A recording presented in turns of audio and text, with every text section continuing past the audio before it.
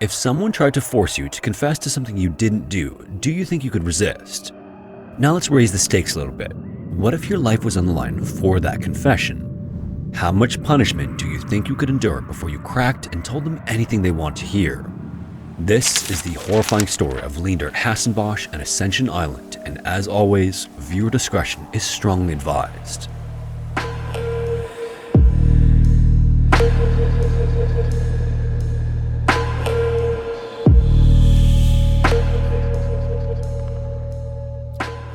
In January of 1726, a ship from the Dutch East India Company landed on a small volcanic island in the Atlantic Ocean and made a strange discovery. The desolate island was for sure completely uninhabited at the time, but there were eerie signs that someone had been there before. They soon found a disheveled tent and a few items around a campsite, but there were no trace of who they belonged to. Among these same belongings, they then discovered a diary that documented an incredibly strange and harrowing story.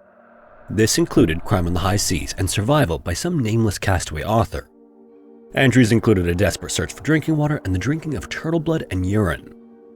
The sailors eventually returned to England with the diary and handed it over to the author Daniel Defoe, who most famously wrote the castaway novel Robinson Crusoe. Daniel then translated the diary from its original Dutch to English, and the story was published in 1726. It was then republished in 1728 and again in 1730, and each time it was re-released, it included more salacious and condemning details against the unnamed castaway. This was eventually to the point where it became difficult to tell what actually really happened. It wouldn't be until 2002 when a Dutch historian completed years of research that the truth of what occurred was finally learned, and a name was finally put to the man who wrote the diary. That man was Leendert Hasenbosch, and he was probably born around the year 1695 in the Netherlands. Very little is known about his life before the 1710s, but at around the age of 15, he was essentially abandoned by his family as his widower father moved to Batavia in modern-day Indonesia with Leendert's 3 sisters. This meant he was left behind in the Netherlands to fend for himself. About 4 years later, Leendert joined the Dutch East India Company as a soldier and was given the opportunity to travel the world. For those who aren't aware, the infamous Dutch East India Company had been established about 100 years earlier and quickly grew into maybe the world's first truly massive corporation, to the point of having its own logo, flag, and army. Leendert would go on to spend 5 years in Holland-controlled Kochi, India, where his work earned him a promotion to corporal. In the following years, Leendert would also find himself in Batavia, where he settled into life as a writer and bookkeeper for the Dutch East India Company, but the desire to return to Holland was simply too strong to resist. So in 1724, he signed on as the bookkeeper for a Dutch East India Company ship that would take him back home, where he planned to live out the rest of his life. These plans, however, would never come to fruition. Many of the details of what exactly happened have been lost to time, but at some point during his voyage on the ship, known as the Prattenberg, Leendert was caught with one of the ship's young sailors committing what were known as the sins of Sodom and Gomorrah. For a little bit of context, in the book of Genesis in the Bible, these were 2 immoral and sinful cities, and they were supposedly wiped off the map by God himself. As time went on, the name Sodom was given a Y at the end and became an epithet synonymous with what were considered immoral acts between men. It's been speculated that while Leendert was fiercely loyal to both the Dutch Empire and the Dutch East India Company, the only aspect of his life that strayed from the rigid expectations of these systems was his love for other men. This, however, was unforgivable and incompatible with the Christian moral code that ruled the empire. So as a result, both Leendert and the ship's young sailor were brought up on charges and put before the ship's governing directors for trial. During the trial, neither Leendert nor the ship's young sailor admitted to the alleged crimes they were charged with committing. As part of his defense, Leendert told the council that he was just trying to look out for the young sailor and described the relationship as similar to that of guardianship, but this explanation was not well received. However, Leendert and the ship's sailor maintained their innocence, and this is where things took an even more disturbing turn. In order to give out some kind of punishment, the council needed to get a confession from one or both of the defendants. This left them at an impasse because neither would provide that confession, so the council resorted to other methods as a way to get the truth out in the open. Leendert and the ship's young sailor were then tied up, and wicks were inserted between their fingers, and those wicks were then lit on fire and allowed to burn all the way down. But again, despite the excruciating feeling and torment this inflicted on the two, neither one of them gave the confession the council was seeking. With this tactic of failure, the council ratcheted things up. A piece of canvas was then tied around Leendert's neck and head, which would act as a massive cup. After tying him to the mast, the council ordered that the canvas be slowly filled with water. This left Leendert with 2 options, either drink or drown. So as quickly as he could, Leendert filled his stomach with salty seawater until he eventually lost consciousness. When he awoke again, he finally cracked and agreed to give the council the confession they were seeking. What makes this particularly disturbing, even beyond the modern lens we now view the alleged crimes, is that confessions made under this type of torment are notoriously unreliable. Research has found time and time again that people subjected to coercive techniques, whether they're physical punishment, psychological, sleep deprivation, etc., are likely to give false confessions. To put this more simply, if you put someone under enough pressure, they're likely to tell you anything you want to hear just to make it stop. So unfortunately, whether or not this confession was honest, this was enough to condemn both Leendert and the ship's young sailor, and punishment was handed down quickly. At the time, people feared that any tolerance for the crimes the two had been accused of could bring God's fury down upon them all. They worried that God's favor would be lost and punishment would fall not just on the guilty, but on every righteous man aboard. This left them with no choice. In their minds, the sinners had to die, and it had to be done quickly. At the time as well, it was customary for conviction of this type of crime to result in the guilty being tied together and simply thrown into the sea. But that's not what happened in this case. Because of Leendert's high ranking as a bookkeeper, a separate punishment was planned for him. As for the ship's young sailor, sources are torn on what actually happened to him. It's believed that he was indeed thrown overboard for his involvement, but there were also conditions in place for younger sailors. If the accused was seen as naive and too young to understand the consequences of his transgressions, leniency was sometimes granted. But unfortunately, in this case, the fate of the ship's young sailor isn't entirely clear. As for Leendert, it was eventually planned that he was going to be exiled on an island and left to either find a way to survive there until he could be rescued by a passing ship, or to die. So rigging up a small boat, the sailors of the Prattenberg forced Leendert aboard and set off to the nearest island to the ship at the time, which happened to be an island known as Ascension Island. This particular island is close to nothing at all. The closest large landmass is Africa, which sits about 960 miles northeast, and South America to the west is about 1,400 miles. The island was believed to have been discovered in 1501 by Portuguese explorer João de Nova, and at the time it was completely uninhabited and for extremely good reasons. In 1725, his exile there made him its first known resident in history, and as it turned out, there were few worse places to be abandoned. Ascension Island, as Leendert quickly discovered, is a remote, lifeless speck of volcanic rock in the middle of the South Atlantic. It's about 34 square miles or 88 square kilometers and has no shelter, no fertile ground, and almost no water. The climate is brutally hot and dry, and its proximity to the equator ensures that nights aren't a relief either. Rain is also rare and unpredictable, often disappearing for months, and whatever moisture does fall quickly evaporates or soaks into the porous lava. There are also no rivers or streams, only a few brackish pools and trickles of water that collect in rock crevices after storms. And the island's topography is equally hostile. Its eastern and southern coasts have steep, jagged cliffs that make landing or escape nearly impossible, while the interior is covered with hardened lava flows, ash plains, and sharp volcanic ridges. The western slopes, meanwhile, while flatter, are barren and blanketed in these same lava fields that radiate heat. And vegetation was also almost essentially non-existent.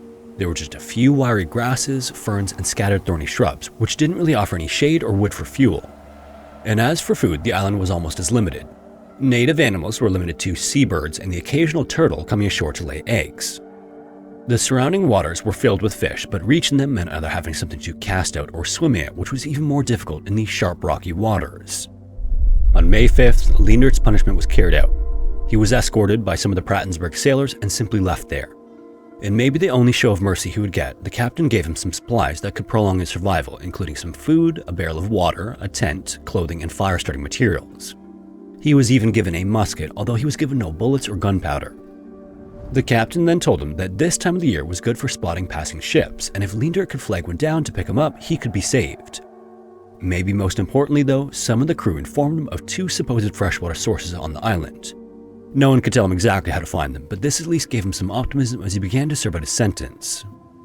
Upon setting foot on the beach and being left by himself, Leendert apparently got to work right away in setting up a shelter and doing his best to make himself at home. Once that was taken care of, he pulled out his writing utensils and a notebook of paper to begin tracking his ordeal.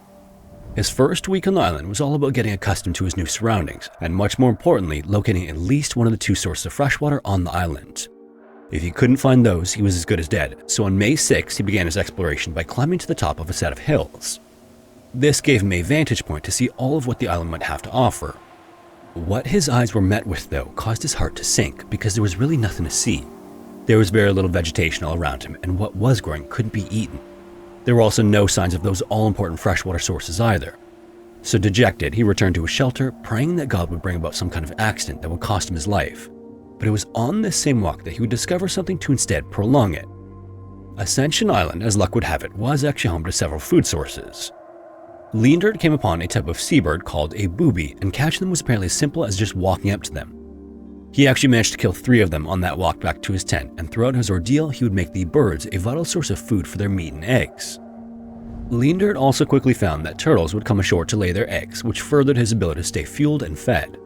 The food provided to him by the captain of the Prattenberg amounted to some rice, peas, beans, and onions, but this cache wouldn't sustain him for very long, but with the seabirds and turtles, he might actually have a chance at surviving after all.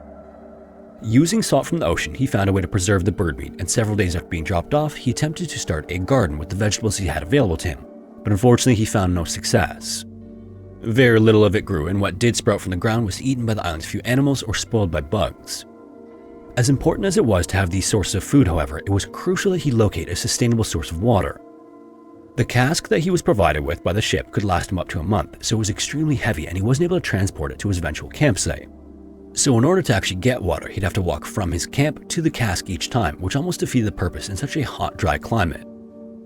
About 10 days into his exile, his diary showed a significant departure from his previously detailed entries, almost as if he could only force out a few words out of his pen by this time. Psychologically, Leendert suffered greatly from the moment he was set on the island, and this would worsen over time as his physical condition deteriorated from exposure and the lack of water. The sun scorched Leendert daily, and rather quickly, his skin was covered in painful blisters. Within the first month of his exile, Leendert started to hallucinate, and that too would only become more pronounced as time went on. His diary tells of seeing ships passing by that turned out to be a figment of his imagination and demons that would torment him at night as he tried to sleep. He also wrote about seeing apparitions of people he knew and those he didn't, and all of this could likely be blamed on his lack of drinking water once the barrel he had been provided with ran dry. When this occurred, Leendert had to resort to drinking the blood of these sea turtles to remain alive. He would even drain the bladders of the turtles to drink, and eventually he had to resort to drinking his own. To keep his mind remotely stable early on, he did his best to create hobbies for himself, like collecting things he found on the island that he hoped he could display in a Dutch museum one day, but even this practice waned as things worsened. For 6 long and excruciating months, this is the way it went for Leendert, with no sign of water or being saved by a passing ship. Then, on October 14th, 1725, he penned his final diary entry, which simply read, quote, "I lived as before." No body or bone fragments of the castaway have ever been found, and the only sign of his presence on the island were the belongings found by the Dutch East India Company ship a few months after Leendert's final entry was penned. It is, however, commonly believed that he died of dehydration somewhere on the island. As mentioned earlier, the contents of Leendert's diary were of great interest at the time, so much so that they were translated and published 3 separate times, but the question is, just how accurate are the portrayals of Leendert's crime and the ordeal in those texts? Leendert's original diary has been lost to time, so all we're left with are the translations, and all of which vary from one another. It would have been originally written in Leendert's native Dutch language, but with a large English readership, it would need to be translated, and things can often get lost or added to in translation. The first known English version was published in London a year after Leendert was marooned under the title An Authentic Relation, and was supposed to be a direct word-for-word translation. Historians who have since studied this story have found some elements of the version suspicious though. Like, for example, the tone shifts from a first-hand struggle to a record of Bible-inspired sermons as if a redemption story were being set up. The spotlight on faith and religion in this version also mirrors English puritanical literature of the time, which seemed to contrast with the tone that would be expected from a Dutch bookkeeper.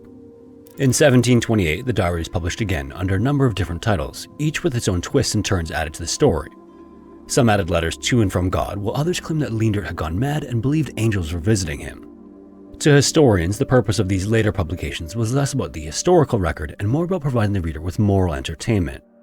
This approach also fits neatly into the 18th century genre of sin and punishment narratives that were popular at the time, as the reader would walk away with a cautionary tale about what happens when you stray from God. And seemingly the most egregious of these versions was published in 1730 under the title The Just Vengeance of Heaven Exemplified.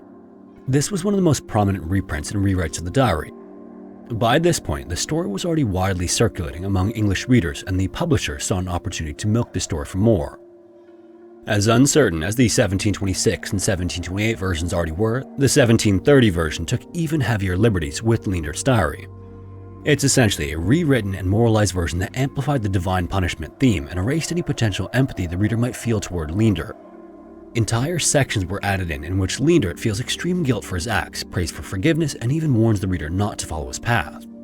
The story became much less about starvation and thirst and survival and more about repentance. So all this begs the question, what do we know for sure is true? Well, for starters, Leendert did exist. He was accused of having a relationship with the young sailor, and he was exiled to Ascension Island. British soldiers later found a makeshift camp in Leendert's journal, and it's likely that Leendert died alone from dehydration on the island. All of those are historically solid facts that are backed up by much more than his diary. Translations of his diary, however, should not be taken literally, since every surviving version is a moralized reinterpretation of the lost original. In all likelihood, the aspects of his diary that tell of survival, the desperate search to find water, the killing and eating of birds and turtles, and the drinking of their blood and his own urine are true. The hallucinations, visions of demons, and the visits from apparitions, however, are probably not true to the original, making the remnants of the diary something that can't be taken completely at face value. The versions that survive are basically 18th century moral fanfiction that borrow greatly from a true story of a man persecuted for his sexual preference. In the end, the republished versions of Leendert's diary tell us far more about how 18th century England viewed sin than they do about a man who actually survived for 6 months on Ascension Island. So in the end, it's true that Ascension Island is barren, hot, and dry. It's also true that at the time, there were seabirds and turtles that could have provided him food. It's easy to imagine a man doing everything he could to keep himself alive, clinging to the hope that a ship would at some point pass nearby. After all, there are almost countless stories of castaways in similar positions doing similar things, simply scraping by day after day, struggling for food, for water, and protection from the unbearable sun. Taking the most optimistic reading of the entire ordeal though, maybe Leendert did escape after all. Maybe he was picked up by a passing ship, and that's why no bones were ever found. Unfortunately, that's also maybe just wishful speculation. If you made it this far, thanks so much for watching. I just want to give a quick shout out to everyone who sent in a story suggestion or sent a message or commented. Obviously, I can't reply to everything, but I wanted to let all of you know that I'm incredibly appreciative anyway. So many of the stories that have been featured on the channel have been submitted by all of you, and I can't thank you enough for all of your support. So if you want to submit a story, you can do so by using the form in the description or by sending me an email. Also, if you want to support the channel, consider joining the Patreon or becoming a channel member here on YouTube by using the join button. Anyway, thanks again, and hopefully I will see you in the next one.